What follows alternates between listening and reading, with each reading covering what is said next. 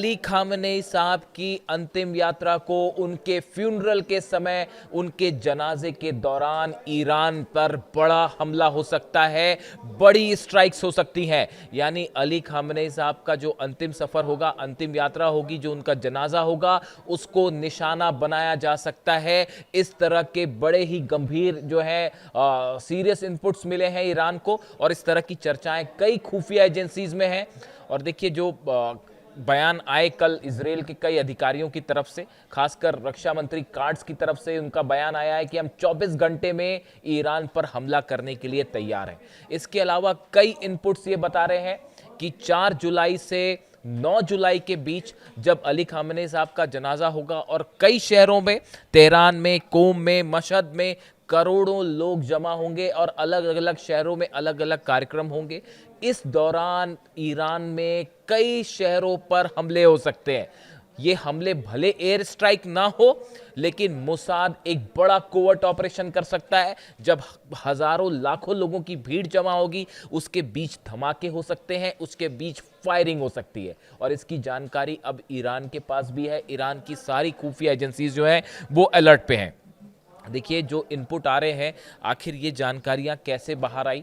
बताया जा रहा है इजराइल की तरफ से ऐसे दावे हो रहे हैं कि इजराइल की तरफ से, मोसाद की तरफ से एक बड़ा कोवर्ट ऑपरेशन शुरू हो चुका है। अगर आपने कुछ बातें नोट की हो तो ये बेहद गंभीर है। आईआरजीसी के political deputy commander, deputy head जो रहे हैं अकबरजादे, इनकी ईरान में एक बेहद संदेहास्पद परिस्थिति में मौत हो गई है। Mohammad Akbarzadeh, a senior official with Iran Islamic Revolutionary Guard Corps Navy, has died raising questions. ये नेवी से जुड़े हुए थे, आईआरजीसी से जुड़े हुए थे, डिप्टी चीफ थे, आईआरजीसी के बड़े ओहदे पर थे।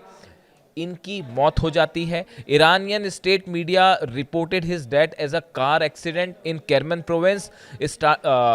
उन्होंने, जो ईरान के मीडिया में खबरें आई कि एक हादसे में उनकी मौत हुई, एक्सीडेंट में मौत हुई है, लेकिन जो सर्कमस्टांसेस बता रहे हैं, the circumstances surrounding his demise have sparked considerable suspicion particularly on social media.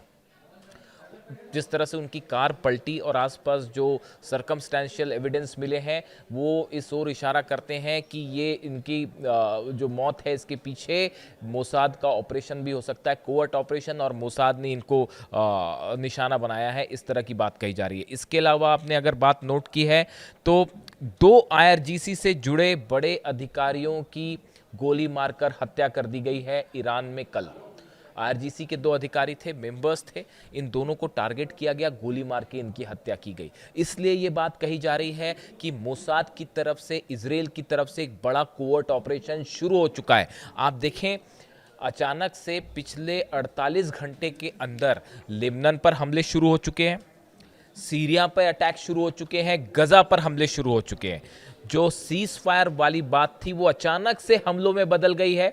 दक्षिणी लेबनान पर हमले हो रहे हैं, टायर इलाके में हमले हो रहे हैं, इजराइल के फाइटर जेट्स ने वहां पर बमबारी की है। इसी तरह के हालात सीरिया में है। सीरिया में तो हैवी व्हीकल के साथ इजराइल की जो आर्मी है वो अंदर घुसी है, और कई जगह पर जो है वो सीधी आमने सामने की लड़ाई जारी है। ऐसी गजा में भी हमले हो रहे हैं। इन हालात में एक बार फिर यह सवाल उठने लगा है कि क्या इजराइल ने कोई बड़ी प्लानिंग कर ली है? अमेरिका की कंसल्टेशन के बाद ये प्लानिंग हुई है, और क्या कुछ अरब देश भी ये जान रहे हैं कि जल्द ही ईरान पर एक बड़ी स्ट्राइक होने वाली है? देखिए, ये जो बातचीत वाली बात है, ईरान और अमेरिका के बीच एमओयू के कौन से टेक्निकल मुद्दों पर बात होगी, दोहा में क्या होगा, पैसा रिलीज होगा नहीं होगा, ये सब बातें ऐसी हैं जो चलती रहेंगी, इनका कोई अंत नहीं है। लेकिन हकीकत ये है, जो खुफिया रिपोर्ट्स जानकारी दे रही हैं, ईरान पे बड़ा हमला होने जा रहा है। इसीलिए देखिए, मुझसे कई दर्शकों ने पूछा, कई मेरे व्यूअर्स हैं जिन्होंने मेरे से 2 तरह के सवाल किए गए पिछले 5-6 दिनों के अंदर। मैंने इस पर अपनी कोई राय नहीं रखी, क्योंकि मैं कौन होता हूँ राय रखने वाला, लेकिन मुझसे बड़ी स्पेसिफिक बात पूछी गई। एक शख्स ने मुझसे ये पूछा कि ये जो एमओयू ईरान और अमेरिका के बीच में साइन हुआ, इनकी शर्तों के बारे में आपकी क्या राय है? देखिए, मुझे व्यक्तिगत तौर पे अभी जो स्थिति है इसमें बात रखी जाए, ईरान को एक बात बड़ी साफ तौर पर सामने रख देनी चाहिए कि जब तक अली खामेनी साहब का फ्यूनरल नहीं हो जाता, उनके जनाजे का पूरा प्रोसेस कंप्लीट नहीं हो जाता, तब तक हम किसी तरह की कोई बातचीत नहीं करेंगे, बात नंबर 1। और अगर इस बीच में किसी भी तरह का ईरान पर हमला होता है तो ईरान सीधा स्ट्राइक करेगा, अपने दुश्मनों को निशाना बनाएगा। ये अनाउंसमेंट ईरान को कर देना चाहिए इस अली खामेनी साहब के फ्यूनरल के पहले। देखिए ये बहुत बड़ी गैदरिंग होगी, इसमें जो है कम से कम करोड़ों लोग शामिल होंगे और कई शहरों पे शामिल होंगे, तेहरान में, कोम में, मशहद में करोड़ों लोग। देखिए अली खामेनी साहब की पॉपुलैरिटी इतनी ज़्यादा है कि मानो पूरे ईरान के दिल में बसे हुए थे वो, और आज भी बसे हैं। ऐसे में हर शख्स ये चाहेगा कि उनके जनाजे में शामिल हुआ जाए, उनको अंतिम विदाई दी जाए। ये एक ऐसा मौका होगा जब ईरान में सिक्योरिटी बहुत बड़ा मुद्दा होगा। देखिए अभी जो वर्तमान सुप्रीम लीडर हैं मुस्तफा खामेनी साहब, वो उस फ्यूनरल में शामिल होंगे नहीं होंगे। एक बात तो आप ये भी समझिए, मुस्तफा खामेनी निशाने पर है मोसाद के, CIA के। अहमद वाहिदी साहब IRGC चीफ निशाने पर हैं मोसाद के और CIA के, इससे कोई डिनाई नहीं कर सकता। और किसी भी तरह की अगर लोकेशन रिवील होती है मुस्तफा खामेनी साहब की, 1 मिनट नहीं लगेगा उन पर हमला होने में। मुझसे बात पूछी गई, मैं इसका जवाब सिर्फ इसलिए दे रहा हूं कि मेरे कई सारे दर्शकों ने इस MOU को लेकर बात पूछी। मेरी पहली बात मैंने आपसे रिपीट करी, ईरान को ये बात इस फ्यूनरल के पहले साफ रख देनी चाहिए कि हम अमेरिका से अब MOU के बारे में अगली बात तब करेंगे जब अली खामेनी साहब के जनाजे का प्रोसेस पूरा हो जाएगा, उन्हें सुबुर्द खाक कर दिया जाएगा, उसके बाद ही हम बात करेंगे। और बीच में कोई भी स्ट्राइक होती है तो वो सीधा जंग होगी पूरे अरब के खिलाफ, इसराइल के खिलाफ। यही एक तरीका है पूरी तरह से इस फ्यूनरल को सुरक्षित रखने का। देखिए आपको अपने दुश्मन से, यही बात हमेशा अली खामेनी साहब भी कहते थे, अपने दुश्मन से आप जब एक कदम आगे चलते हैं, उसकी सोच से एक कदम आगे चलते हैं, तो फिर आप जीत हासिल करते हैं। और इसी पर चल के ईरान ने आज अमेरिका और इसराइल को घुटने पर ला दिया, पहली बात। दूसरी बात, इस MOU को लेकर चूंकि बात छिड़ी तो मैं कहना चाहूंगा कि मुझसे जब इस MOU की बात हुई थी तो मेरे दिमाग में एक थॉट आया, कोई भी सोच सकता है, मेरे दिमाग में विचार आया था कि इस MOU की अगर पहली शर्त होनी चाहिए थी वो ये होनी चाहिए थी कि व्हाइट हाउस में डोनाल्ड ट्रंप पहले प्रेस कॉन्फ्रेंस करें और ईरान के सुप्रीम लीडर पर हमला करने के लिए माफ़ी मांगे। अली खामेनी, मैं अपने विचार बड़े साफ तौर पर रखता हूं, अली खामेनी साहब की हत्या इतिहास की सबसे ऐसी घटना थी जिसकी जितनी निंदा की जाए वो कम है। एक ऐसे शख्स थे जो कि सदियों में एक बार आते हैं और उन पर हमला बेहद निंदनीय था, इसकी तुरंत आलोचना होनी चाहिए। और अगर ये MOU है तो इसकी एक शर्त जरूर ये होनी चाहिए थी कि पहले अमेरिका जो है उन पर निशाना साधने के लिए माफ़ी मांगे, उसके बाद ही बात की जाए, वरना ईरान ने बात ही नहीं करनी चाहिए। खैर ये मेरा व्यक्तिगत सोच है। अब हालात ये है कि इस पूरे मुद्दे को लेकर ईरान में बड़ी चर्चा शुरू है कि आखिर इस पूरे 4 तारीख से 9 तारीख तक का जो प्रोग्राम है इसे कैसे मैनेज किया जाएगा।